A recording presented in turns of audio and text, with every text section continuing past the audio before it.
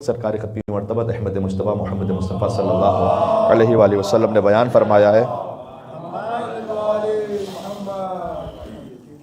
غور کیجئے گا، فرمایا کہ جابر ابن عبداللہ انصاری سے فرمایا، یا جابر قوام الدین والدنیا باربعۃ، اگر تم ان چار باتوں پر، یہ چار لوگ عمل کر لیں تو دین بھی قائم ہو جائے گا، دنیا بھی قائم ہو جائے گی، یعنی دین بھی ٹھیک ہو جائے گا، دنیا بھی ٹھیک ہو جائے گی۔ لیکن دنیا میں جتنے بھی لوگ ہیں وہ چار کیٹیگری میں ہیں، یا عالم ہے، یا جاہل ہے۔ جاہل کا مطلب یہاں پر بے پڑھا لکھا نہیں ہے، بالکل مطلب یہ کہ دین کے بارے میں کم معلومات رکھتے ہیں۔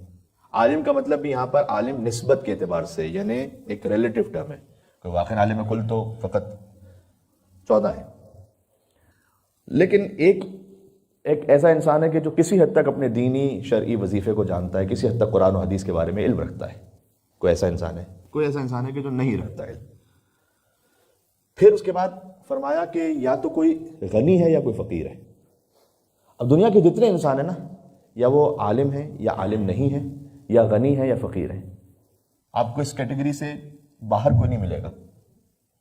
ہاں، اس میں تداخل ضرور ہو سکتا ہے کہ ایک عالم بھی ہو، غنی بھی ہو، ایک عالم بھی ہو، فقیر بھی ہو مثلا، یا ایک وہ جو عالم نہیں ہے وہ غنی ہو اور جو عالم نہیں ہے وہ فقیر ہو، لیکن جو کچھ ہے وہ ان چار میں ہے۔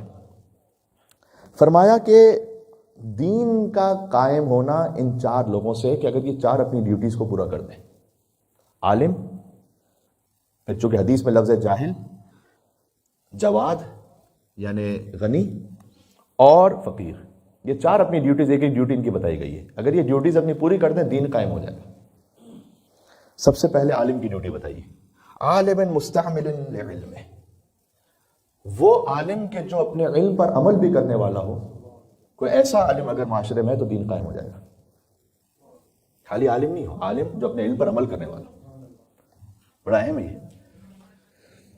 امام رضا علیہ السلام کے زمانے میں اللہم صلی علی محمد وعلی محمد،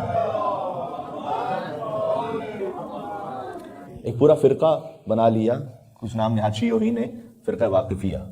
انہوں نے کہا کہ 7ویں امام کی تو شہادت ہی نہیں ہوئی، اور وہ تو وقف ہو گئی یہاں پر امامت، اس لیے کہ ان کے پاس ہزاروں درہم و دینار تھے، جو امام موسیٰ کاظم علیہ السلام جب زندان میں تھے تو ان کی جانب سے وکیل بن کر انہوں نے لیے ہوئے تھے۔ 40,000 درہم ایک کے پاس تھے، 1,20,000 درہم ایک اور کے پاس تھے، علی بن حمزہ بطائنی ایک تھا، اور کافی سارے لوگ ہیں اس میں۔ تو انہوں نے ایک باقاعدہ پورا ایک تحریک شروع کی کہ 8ویں امام نہیں ہے، تاکہ ان تک وہ نہ پہنچانی پڑے رقم۔ تو وہ آئے سب مل کر یونس ابن عبد الرحمن کے پاس، ان کی بڑی پرومیننٹ شخصیت تھی ائمہ علیہ السلام کے اصحاب میں، ان سے آ کے کہا کہ دیکھو 10,000 درہم تمہیں دیتے ہیں، یہ نہیں کہہ رہے کہ تم ہمارا ساتھ دو، بس خاموش رہنا، کچھ نہیں بولنا۔ یونس ابن عبد الرحمن نے کہا کہ نہ صرف یہ کہ خاموش نہیں رہوں گا، بلکہ حق کا اظہار کروں گا، اس لیے کہ میں نے اپنے مولا اور آقا امام جعفر صادق علیہ السلام سے اس حدیث کو سنا ہے، اللہم صلی علی محمد وعلی محمد، کہ جب معاشرے میں فتنے اور بدعتیں ایجاد ہونے لگیں تو عالم پر واجب ہے کہ اپنے علم کا اظہار کریں، تو میں بتاؤں گا کہ تم ناحق ہو، تو بات لے لو۔ وہ عالم جو اپنے علم پر عمل کرے اس سے دین قائم ہوتا ہے۔ سبحان اللہ، بہت بڑی بات ہے یہ، اور اس ترتیب میں اس کو سب سے پہلے بیان کیا گیا، سب سے اہم یہی۔ کعب ابن ثور، دوسری مثال دیتا ہوں آپ کو، جنگ جمل کا موقع ہے، ایک جانب سے کعب ابن ثور کو یہ ایک میسج دیا گیا، شام کا عالم ہے یہ، شام میں رہنے والا، جنگ جمل مولا علیہ السلام نے کس کے خلاف لڑی تھی وہ آپ سب جانتے ہیں، وہاں سے میسج آیا کہ ہم جنگ کرنے کا ارادہ رکھتے ہیں، ہمارا ساتھ دو۔ تو اس نے کہا کس کے خلاف جنگ کرنا چاہتے ہو؟ علی ابن ابی طالب کے خلاف۔ تو یوں ہے کہ ایک دم اسے شوق لگا کہ علی کے خلاف لڑو گے؟ 300 آیتیں علی ابن ابی طالب کے فضائل پر ہیں قرآن میں، علی کے بارے میں لڑو گے؟ سنیے گا۔ تو اس کے ساتھ کچھ ایک اشرفیوں کی تھیلی رکھی وہاں، انہوں نے کہا اب کیا خیال ہے؟ تو کہا کہ ہاں آیتیں تو ہیں علی کے بارے میں، لیکن اگر کوئی اتنی عظیم خاتون کے خلاف لڑنے کے لیے آ جائے تو اس کے بارے میں مجھ پر ضروری ہے کہ میں اظہار کروں۔ تو وہ اس ناقے کے سامنے، اونٹنی کے سامنے کھڑے ہو کر لوگوں کو آوازیں دیا کرتا تھا کہ उम्मुकुम सलातुकुम व सौमुकुम, ये तुम्हारी माँ है, यही तुम्हारी नमाज है, यही तुम्हारा रोज़ा है, इनका दिफा करना है, रसूलुल्लाह का दिफा करना है। तो जो 10,000 लोग मारे गए उसमें से एक ये भी मारा गया। तो जब ये मर गया तो उसका लाशा था वहाँ पर मैदान जंग में, तो मौला अली अलैहिस्सलाम वहाँ पर आए और फरमाया कि है फिर तुझ पर कि इल्मुन ला यनफ़उ, तेरे इल्म ने तुझे कोई फ़ायदा नहीं पहुँचाया। तो आलिम है लेकिन अपने इल्म पर अमल करने वाला नहीं है। जानता था कि 300 आयतें मौला कायनात के फज़ाइल पर खुद कह चुका था, लेकिन जहाँ कोई अशरफ की थैली रखी मामला बदल गया। तो मैंने आपके सामने 2 मिसालें दी, यूनुस इब्न अब्दुर्रहमान की भी 8वें इमाम के ज़माने में, काब इब्न सौर की भी जंग जमल के ज़माने में। हुजूर मुकर्रम ने फरमाया कि दीन उस वक्त कायम होगा कि आलिम अपने इल्म पर अमल करे। अच्छा, इस नुक्ते को मैंने इतनी शिद्दत और ताकीद से इसलिए बयान किया कि जो अपने आप के लिए बात होती है वो सबसे पहले करनी चाहिए। फिर आपके बारे में भी गुजारिश करता हूँ। अब चूंकि हुजूर मुकर्रम ने लफ्ज़ इस्तेमाल किया, वरना तो खैर देखा जाए तो हम सभी एक ही सतह पर हैं। उसमें कोई, मैंने बार बार अर्ज़ किया कि अल्लाह ताला ने ड्यूटीज़ अलग लगाई हुई हैं, कोई वहाँ मिंबर से ऊपर बैठ के बोल लेता है, कोई नीचे सुन लेता है।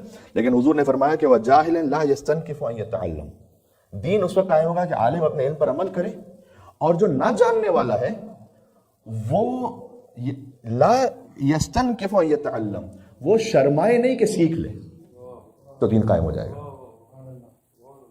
सीखने में शर्माए ना। मैं आपके सामने एक आली तरीन मिसाल देता हूँ। आयतुल्लाह मरशी नजफी के नाम किसने नहीं सुना हुआ? हज़रत हुज्जत अजल्लल्लाहु ताला फरजहु शरीफ से उनकी मुलाकात, उनका ख्वाब में देखना, अल्लाहुम्मा सल्लि अला मुहम्मद व अला मुहम्मद, उनकी पाकीज़गी, तक़वा। तो एक मरतबा मिस्र से कारी आए हुए थे, जवान कारी थे। अच्छा, मिस्री जो है वो कारी, वो इंटरनेशनली बड़े रिकग्नाइज्ड होते हैं।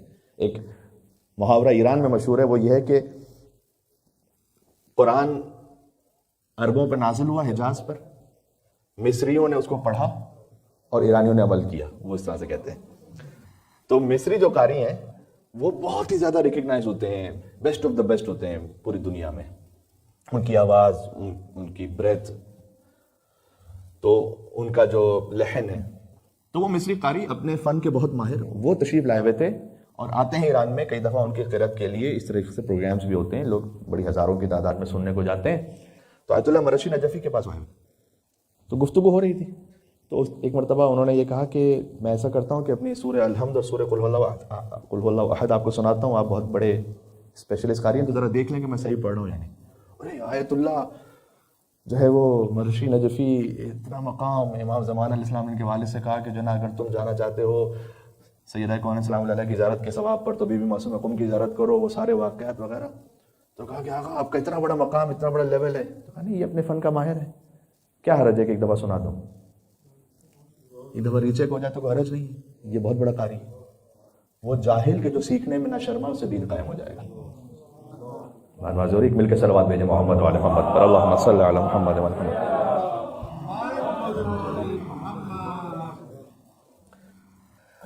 तीसरा फरमाया वह जवादिन ला यबखल बिमारूफी, जो गनी है वो बुखल ना दिखाए किसी नेकी के काम में, तो दीन कायम होगा।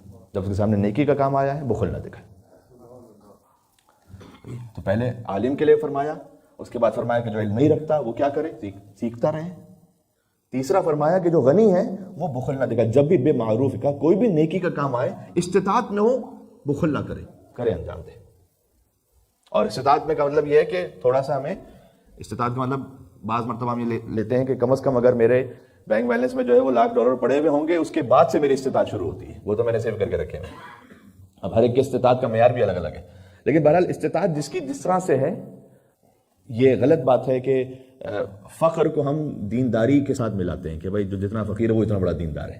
नहीं, हज़रत खदीजा सलाम अलैहा से साबित है उनके माल से, अगर उनका माल ना होता तो रसूलुल्लाह की ऐसी तबलीग ना होती। मौला अली की ज़ुल्फ़िकार भी ज़रूरी है, हज़रत खदीजा का माल भी ज़रूरी है, ये दोनों चीज़ें ज़रूरी तबलीग दीन में।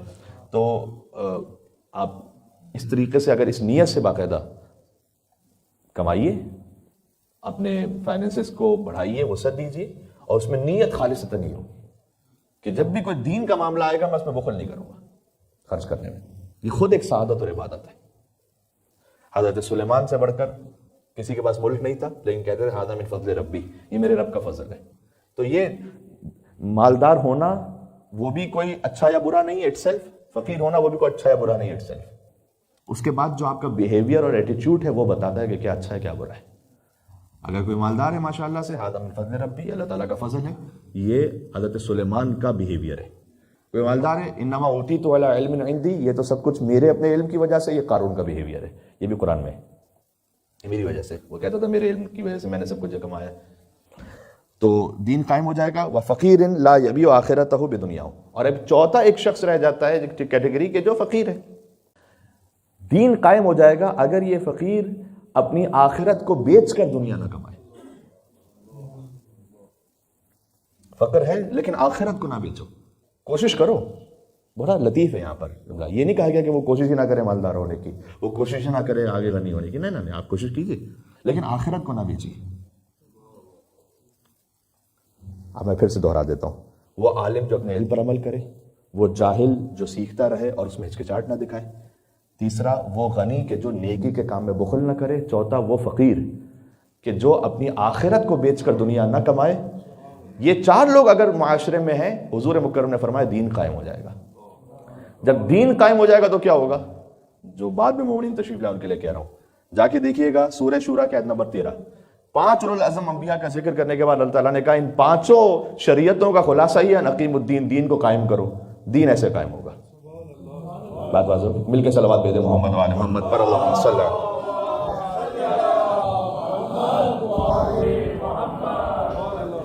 ماشاءاللہ. جب عالم اپنے علم پر عمل کرنے لگے، جب نہ جاننے والے سیکھنے لگے، جب غنی بخل نہ دکھائے اور فقیر آخرت بیچ کر دنیا نہ کمائے، تو اب ظہور امام زمانہ سے قریب ہو جائیں گے.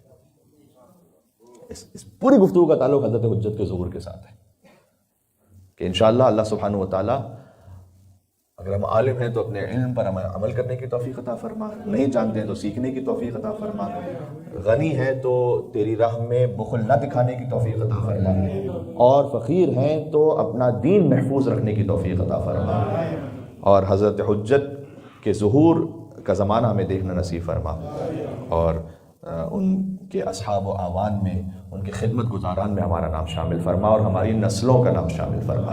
ربنا تقبل منا انک انت السمیع العلیم بجائے محمد و آلہ الطاہرین. پھر سے ریپیٹ کر دوں، یعنی اگر ہم نے ان 4 باتوں پر عمل کیا تو در حقیقت آپ امام زمانہ کے خدمت گزار بن رہے ہیں. یہ ذہن میں رکھیے گا، امام زمانہ علیہ السلام کے ظہور کی تیاری کر رہے ہیں اگر آپ نے ان 4 باتوں پر عمل کر لیا، میں اور آپ سب انشاءاللہ.